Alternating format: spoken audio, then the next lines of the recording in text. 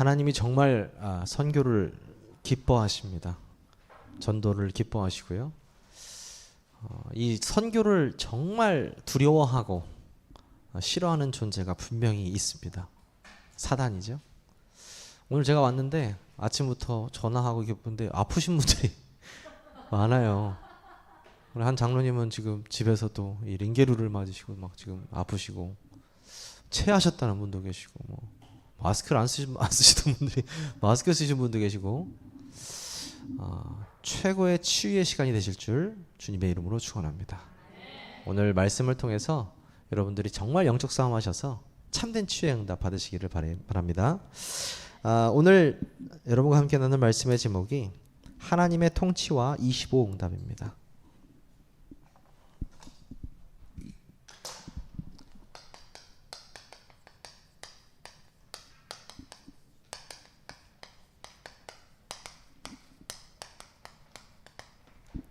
여러분도 잘 아시겠지만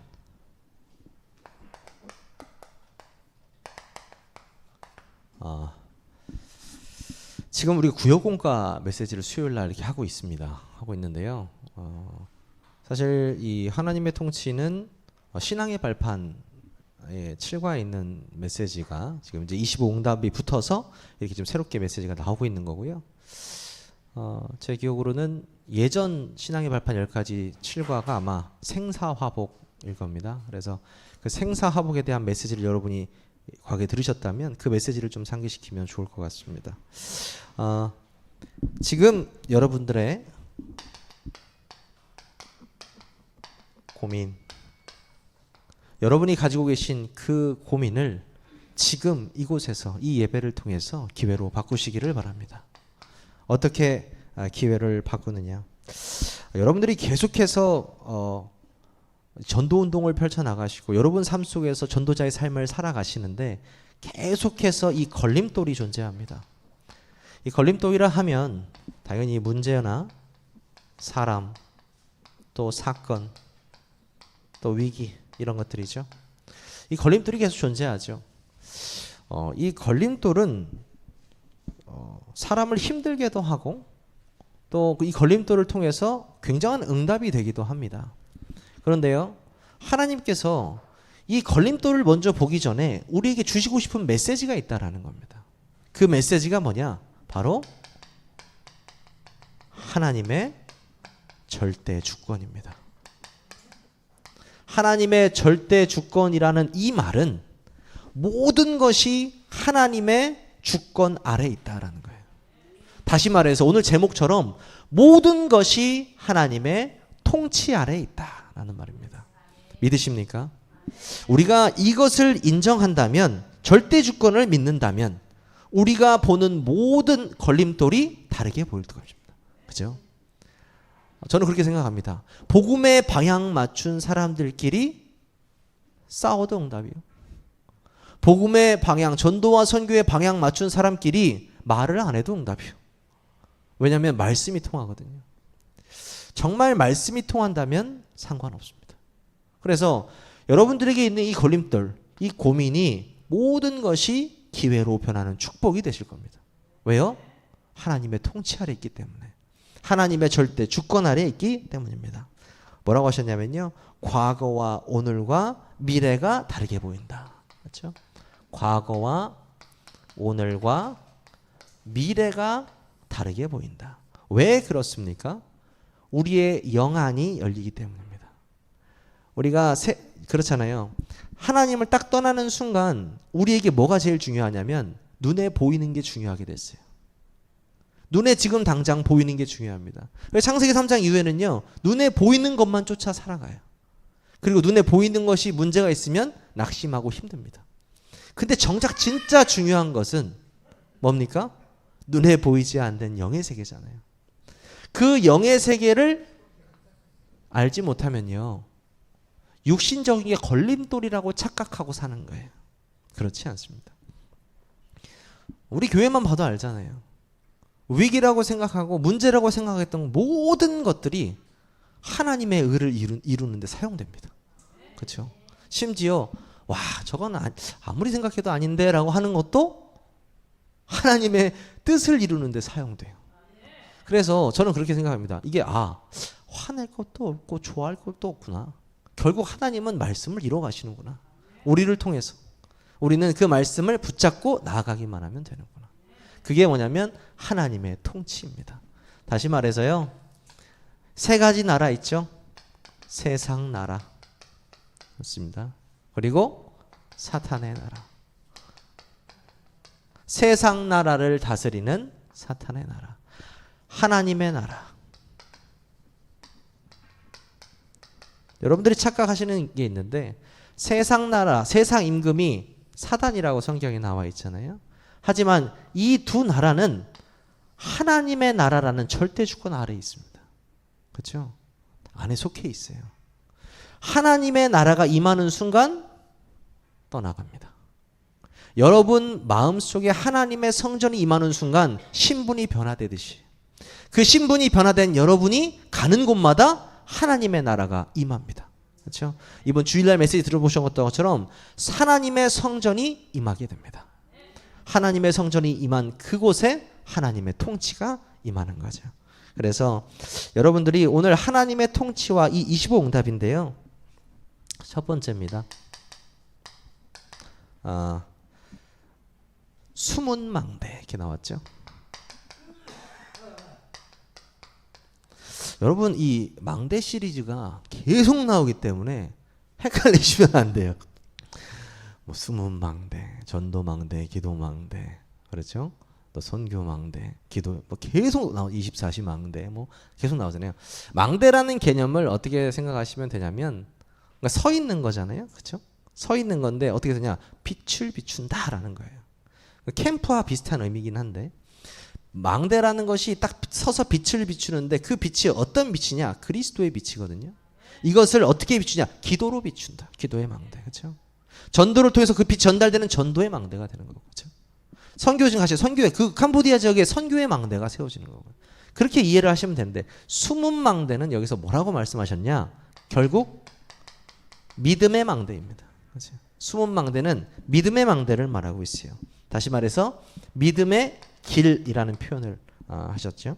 무슨 말이냐? 눈에 안 보이는 숨은 망대를 만들어서 하나님의 역사를 믿는 믿음을 따라가라 이렇게 말씀하셨어요.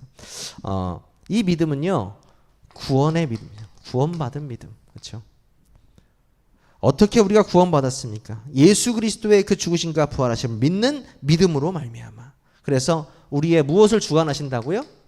생사화복을 주관하고 계신다. 그렇죠?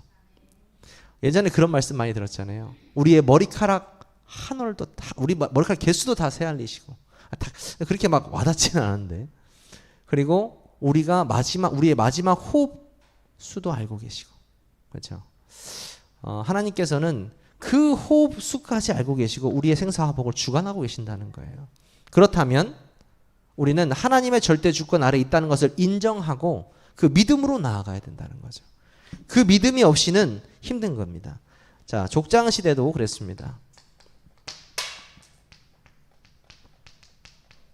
족장 시대. 창세기 22장 1절에서 21절. 뭡니까? 아브라함과 이삭의 이야기죠. 아브라함이 자기 아들을 하나님이 살려주실 것을 어떻게 했죠? 믿었습니다. 그렇죠? 그 믿음의 길을 갔던 아브라함. 그리고 왕정 시대.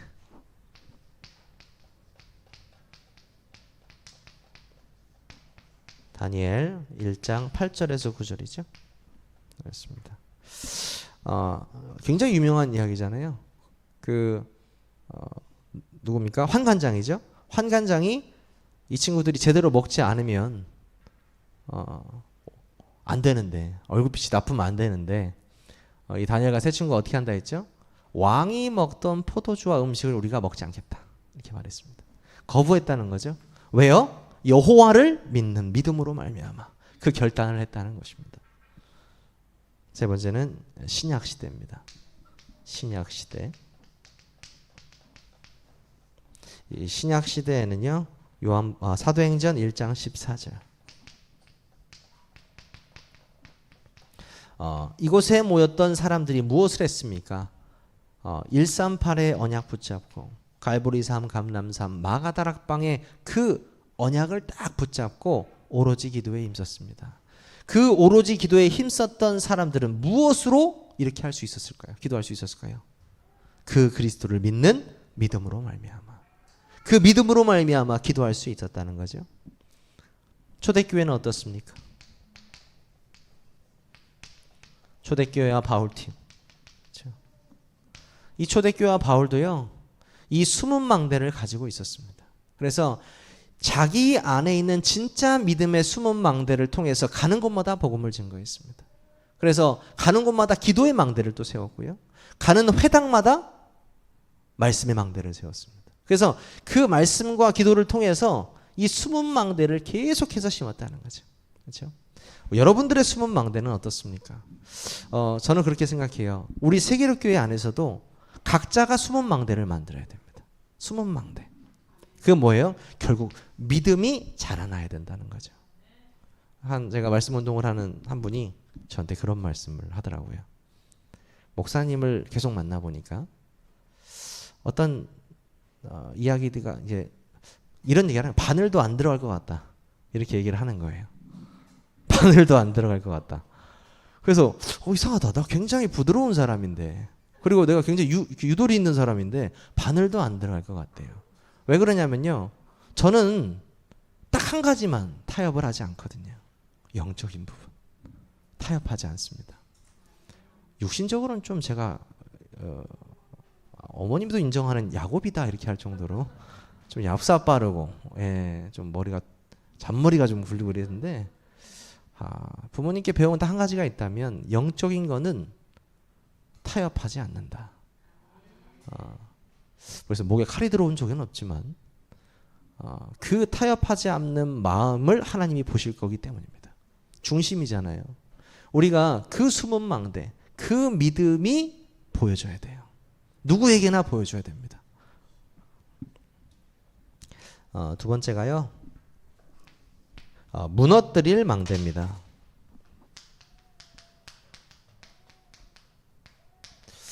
지금 숨은 망대, 곧 믿음의 망대 이야기를 하고, 두 번째가 왜 무너뜨릴 망대냐? 무너뜨릴 거 하면 딱 하나 뭐 있겠습니까, 여러분? 불신앙입니다. 그렇죠? 이 불신앙을 완전히 무너뜨릴 망대가 세워져야 되는 것입니다. 가장 무서운 게 불신앙인 것 같아요. 최초의 인간도 그 불신앙으로 인해서 온 인류가 죄로 번지는 일이 일어났고요. 어떤 일을 함으로써 가장 저주받는 일도 결국 불신앙이에요. 사람의 어떤 싸움과 분쟁과 문제, 사건, 이런 것이 진짜 문제가 되는 것이 아니고, 하나님이 없다, 하나님은 존재하지 않는다, 그게 진짜 무서운 거거든요. 그게 진짜 저주받을 일이거든요. 근데요, 그 불신앙을 완전히 무너뜨릴 망대를 우리가 세워야 한다는 것입니다. 어떻게 합니까? 민수기 14장 1절에서 10절 보면, 가네스 바네아죠? 가네스 바네아.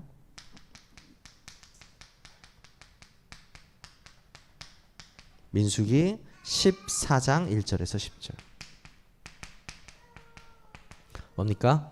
젖과 꿀이 흐르는 땅을 딱 앞에 두고 정탐꾼 10명이 갑니다. 그렇죠?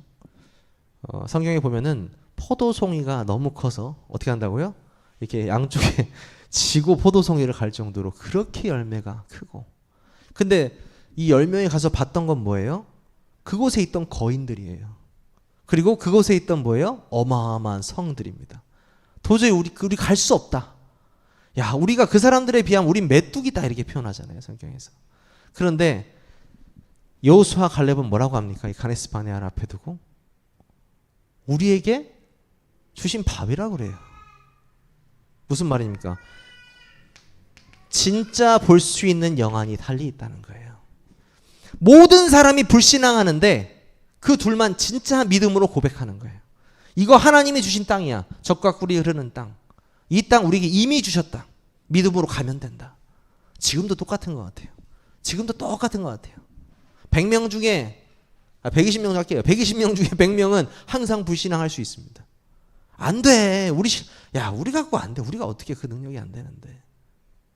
근데 믿음으로 고백하는 한두 사람이 있잖아요. 하나님이 주셨는데 왜 안 돼? 된대잖아. 하나님이 주셨대잖아. 우리가 말씀 붙잡고 가잖아. 된대잖아. 여호와 하나님께서는요, 그 갈렙과 그 여호수아 한 사람을 찾으시는 거예요. 그 여호수아 갈렙의 고백처럼 하나님은 가데스 바네아를 결국 이스라엘 백성 주시잖아요. 그렇죠? 불신앙을 완전히 벌어보시기 바랍니다. 아간, 고라, 발람 이렇게 나옵니다. 아간, 고라, 발람. 사람 이름인데요. 여러분 뭐 생소할 수 있습니다. 아간은 그 여호수아 시대 때 그 아이성 전투 아시죠? 아이성 전투 때 이 아간이라는 사람이 그 전쟁의 전리품을 손댔어요. 결국에 그게 이제 전쟁에 영향을 미쳤는데 그 아간이라는 사람이 어떻게 죽었냐? 광야에서 가족들하고 다 같이 돌에 맞아 죽고 불태웠어요. 좀 잔인하긴 한데 그 아간이고요. 고라는 누구냐? 고라는 그 모세와 아론에게 반역했던 반역자예요. 그러니까 이 무리들도 결국에는 다 지진을 통해서 다 생매장됐어요. 그리고 이 발람은 그 선지자입니다. 선지자인데 물질 때문에 타락했던 선지자예요. 자, 이게 뭘 말하고 싶은 거냐? 결국에는 자기 영적인 문제, 그 불신앙 때문에 다 무너졌던 사람들이에요. 그러니까 겁먹어라 이런 의미가 아니에요. 우리가 다른 거는 좀 실수할 수 있어요. 하지만 불신앙을 하면 안 돼요. 하나님을 믿지 않는 그 불신앙만은 하면 안 돼요. 그래서 우리는 항상 제가 우리 어려운 문자를 씁니다. 우리 주일학교들은 우리 입은 삐뚤어져도 말은 바라야 된다. 무슨 말이냐? 우리가 설령 그 능력이 안 될지라도 복음을 말해야 된다. 우리가 설령 약할지라도 말씀을 뱉어야 된다. 믿음의 고백을 해야 된다. 하나님은 그 고백을 들으시기를 원하시거든요. 그래서 요즘 말씀의 흐름이 그렇잖아요. 우리가 뭐가 잘나서 이 전도운동 합니까? 사실 우리가 뭐가 잘나서 아니에요. 역대까지 본 하나님이 세우셨던 인물들을 자세히 보면 그러니까 하나님이 너에게 믿음의 은혜를 줄게 따라만 와. 그 응답 받았던 사람들이다. 우리가 뭘 열심히 해가지고 증인이 됐다 이게 아니고요. 그 증인으로 인도까지 다 하신다고요. 은혜로 단 그 여정 속에 있기만 하면. 그렇죠? 이런 불신앙의 또 대표적인 인물들이 있습니다. 여러분 잘 아시는 아나니아 삽비라. 그렇죠?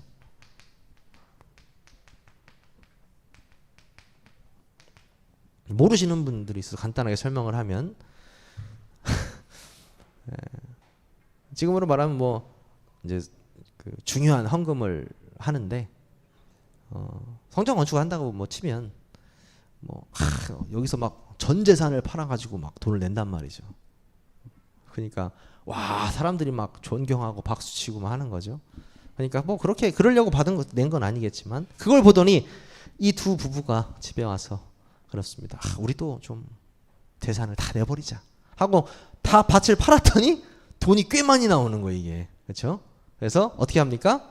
반을 뚝 잘라가지고 반만 내고 반은 우리가 쓰자 해서 했는데 둘 다 죽어버렸죠. 둘 다. 자, 이게 사람들이 교훈이라고 얘기하더라고요. 교훈이라고 얘기하면서 헌금을 속이면 안 된다. 만약에 헌금을 속여서 죽는다면 저도 지금 죽었습니다. 어렸을 때부터 저기 500원씩 받아가지고 오락실 가서 300원 하고 200원 저기 헌금하고 저는 진작에 죽었어야 돼요. 이 얘기는 그 얘기가 아니에요. 가장 중요한 걸 놓치고 있어요. 성령을 속였다. 성령을 속인 거예요. 굉장히 지금 성경적 전도 운동이 일어나고 있는 그 가운데 자신들의 어떤 의를 나타내면서 자신들의 어떤 그 권위를 나타내고 자신들의 어떤 행위를 나타내면서 전도 운동과 선교 운동을 완전히 망각한 거예요. 성령의 역사를 방해한 거예요. 죽어버렸잖아요. 그래서 전도 운동을 방해한다는 건 좀 무서운 일입니다. 여러분들 그건 아셔야 돼요. 또 누가 있습니까? 이거는 좀 고정관념에 대한 문제인데요. 여러분이 고넬료 아시죠? 고넬료가 누굽니까? 이방인 중에 처음으로 복음을 받았던 사람입니다. 근데 그때 당시에 이방인에게 만나서 같이 밥만 먹는 것만으로도 굉장히 문제가 되는데요. 그 베드로죠. 베드로가 그런 어떤 전통적인 문화들, 그런 것들, 그런 모든 불신앙들이 싹 무너져야 합니다. 그렇죠? 그런 무너뜨릴 망대가 세워지기를 주님의 이름으로 축원합니다. 세 번째가요, 삶의 망대입니다.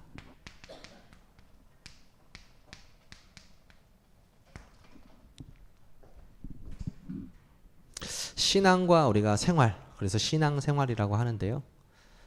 이 신앙생활의 갭이 클 수밖에 없습니다. 그렇죠? 교회 와서 예배 드릴 때는 진짜 내가 2, 3, 7, 5천 종족 기도하고 내가 하나님의 사람이다, 하나님의 자녀고 이 시대 살릴 주인공 막 이렇게 하는데, 세상에 딱 나가면 작은 나를 발견하거든요. 편의점 알바를 하거나 뭐 직장생활에서 상사한테 혼나거나 뭐 이런 일들이 하는데, 그거는요 다 속는 거예요. 작은 일, 큰 일 이런 얘기를 하는 게 아니에요. 여러분, 큰 사람이 전도를 많이 할 거라고 생각을 하더라고요, 사람들이. 그리고 사회적 지위가 있는 사람들이 전도를 잘할 거라고 생각해요. 그렇지 않습니다. 전도는 하나님이 전적으로 하시는 거예요. 성령의 역사가 하는 거예요. 그래서 우리 다락방 전도 운동이 왜 무섭냐면, 그냥 전도 이게 아니고요, 전도 운동을 하자는 거거든요. 전도 운동은 바람과 같은 겁니다. 불같이 일어나는 운동이거든요. 한 사람이 전도하고 두 사람이 전도하고 세 사람이 전도하는데 서로 전도의 열매가 계속적으로 열리는 운동이 되어지는 거예요. 사람이 계속 지속적으로 살아나는 거죠. 그러면요, 전도가, 용선생님이 고백하시잖아요. 전도가 그냥 되어지는 역사 속에 내가 있었다. 되어지는 전도가 가장 쉬웠다. 공부가 쉬웠다가 아니고 전도가 가장 쉬웠다. 우리도 이제 체험해야 되잖아요. 그 전도가 되어지는 역사, 삶의 망대가 되어져야 합니다. 첫 번째가요, 기도, 두 번째가 말씀, 세 번째가 전도. 기도와 말씀과 전도, 이 망대가 세워질 때 삶의 망대가 일어나게 됩니다. 결론입니다.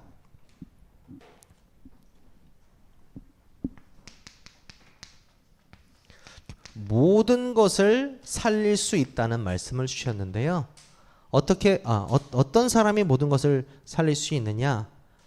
진짜 전도와 선교를 가슴에 품고 올바른 복음을 가진 한 사람. 이 한 사람이 중요합니다. 예전에는 제가 이 한 사람 얘기를 들으면 제가 꼭 엑스트라가 된 느낌이 나서 별로 기분이 안 좋았어요. 그렇잖아요. 아니, 세상에 요셉이 많지 않잖아요. 아니, 왕 앞에 쓸 수 있는 사람이 많지 않지 않습니까? 그리고 고위 간부가 돼서 하나님의 이름을 드높일 수 있는 사람이 많지 않잖아요. 그렇게 생각했거든요. 뭐 그것도 저의 불신앙이죠. 근데 지금 생각해 보면요, 성경에서는 그런 육신적인 성공을 말하고 있는 것이 아니고 영적 서밋을 이야기하고 있다는 겁니다. 내가 무슨 일을 하든 어떤 위치에 있든 내가 하나님과 함께하는 비밀을 누리는 영적 서밋이 되면 하나님은 역사하신다는 거죠. 그 한 사람을 이야기하는 거예요. 내가 어떤 위치에 있든 이 복음 가진 한 사람으로서 모든 사람을 살릴 수 있는 자, 그 사람이 돼야 된다, 이렇게 말씀을 주십니다. 그래서 우리가 해야 될 게 영적 힘이 있어야 된다고 했는데요, 결국에는 이 사단과의 영적 전쟁, 여기서 승리해야 되기 때문입니다. 하나님의 통치와 25응답, 우리가 하나님의 절대 주권 아래 있으며 하나님의 통치 아래 있다는 사실을 여러분 남은 평생 누리시기를 주님의 이름으로 축원합니다. 우리 함께 제가 한번 기도하겠습니다. 하나님의 절대 주권을 인정할 수 있는 믿음을 우리에게 허락하신 하나님 감사를 드립니다. 어떤 시대든지 믿음의 길로 인도하셨던 것처럼 우리가 오직 복음의 말씀 붙잡고 나아가게 하여 주시옵소서. 세 가지 망대의 응답을 누리게 하여 주시옵소서. 예수 그리스도의 이름으로 감사하며 기도하옵나이다. 아멘.